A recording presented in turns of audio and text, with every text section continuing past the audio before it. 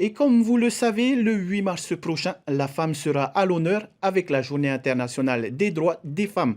En Polynésie, chaque année, le Conseil des femmes célèbre l'événement qui se tiendra mardi prochain dans les jardins de l'Assemblée avec des ateliers, du coaching et des animations musicales.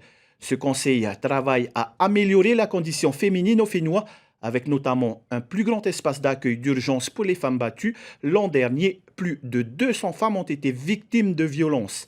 Et pour développer ce sujet, nous accueillons la présidente du Conseil des femmes, Chantal Galnan. Chantal, bonsoir. Et avant de rentrer dans le vif du sujet, vous souhaitez passer un message? Oui, tout à fait. Tout d'abord, je voulais remercier tous ceux celles qui sont dans les foyers, qui regardaient TNTV, recevaient la couronne de la paix et de l'amour. Je souhaitais aussi, au nom du Conseil des femmes, apporter notre soutien et nos prières à toutes les femmes ukrainiennes, les familles ukrainiennes qui traversent une dure épreuve en ce moment du fait de la guerre. Alors, en 2018, il y a eu 90 plaintes déposées par des femmes victimes de violences. L'an dernier, on en a dénombré 208 victimes de violences conjugales. Est-ce que la crise explique cette augmentation ou y a-t-il d'autres facteurs? Oui, on peut dire que tout d'abord, c'est évidemment la crise puisqu'il y a eu des faits de confinement. Donc, vous avez des victimes, des femmes qui n'ont pas pu peut-être sortir de leur foyer, donc qui ont dû faire des efforts et rester chez elles.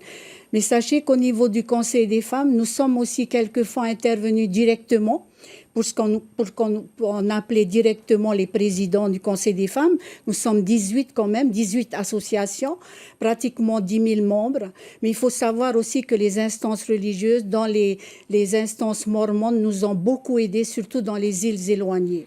Ce qui voudrait dire que ce chiffre devrait être encore plus gros, vu que vous interveniez directement auprès d'elles. Je pense que ce sont les chiffres aussi qui ont été répertoriés. Alors, aujourd'hui, ce que je peux dire, c'est que le Conseil des femmes, comment est-ce qu'il peut venir en aide donc à tous ces faits de violence? D'abord, vous dire que la semaine dernière, j'ai rencontré la nouvelle ministre de la Condition féminine, pour lui demander de mettre d'urgence en place un numéro vert. Parce qu'un numéro vert est important pour toutes les femmes, qu'elles sachent qu'il y a un seul numéro, au lieu de passer par plusieurs numéros. Et le deuxième point, un observatoire sur les violences en général. Parce que je pense qu'aujourd'hui, nous savons qu'il y a de la violence, mais comment faire? Alors je pense que maintenant, il faut cibler, savoir sur quoi nous devons intervenir. Et vous dire aussi que le Conseil des femmes a voulu construire un centre de la femme polynésienne avec une visée sociale et éducative. Pourquoi?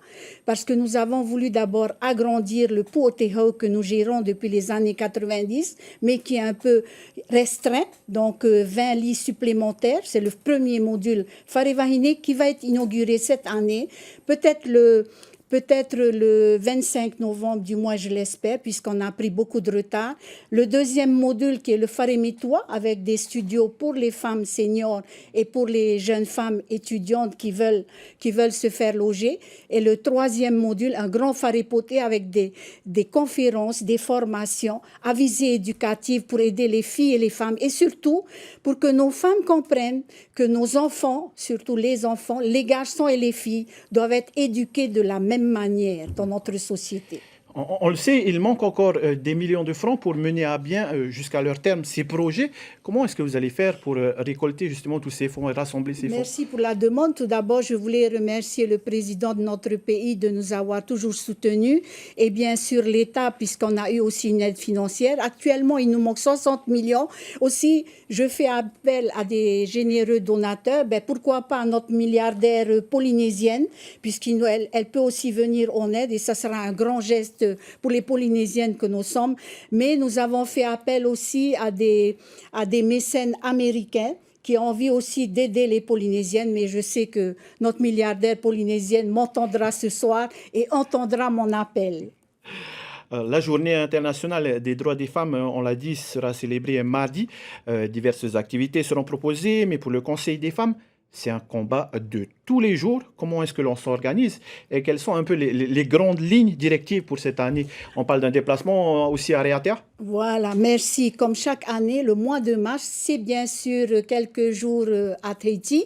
Et puis, n'oublions pas que cette journée-là, nous attribuons aussi 8 trophées du cœur à des femmes de nos associations et aussi à des femmes de la société civile, dont des jeunes. Cette année, on aura des universitaires, on aura des jeunes sportifs de moins de 30 ans et je trouve qu'il faut aussi encourager nos jeunes à rejoindre le Conseil des femmes et savoir que chaque année aussi, nous nous déplaçons dans les îles.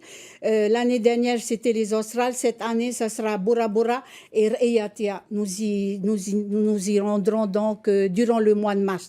Et à savoir que c'est chaque jour qu'on va aider les femmes qui sont en difficulté. Voilà, c'est le travail du Conseil des femmes. Chantal Ganon, merci d'avoir accepté cette invitation et pour tous ces éclaircissements.